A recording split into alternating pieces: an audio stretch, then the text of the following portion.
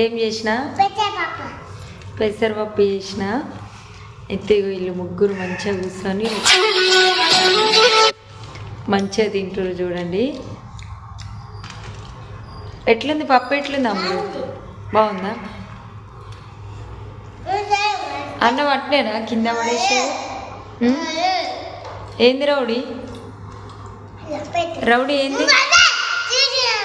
ఏంటి చెప్పు. ఏంది? నేను తినకపోతే ఆమె తినదా? మరి రౌడీ ఎట్లా అన్నం తింటుందో చూసిరా.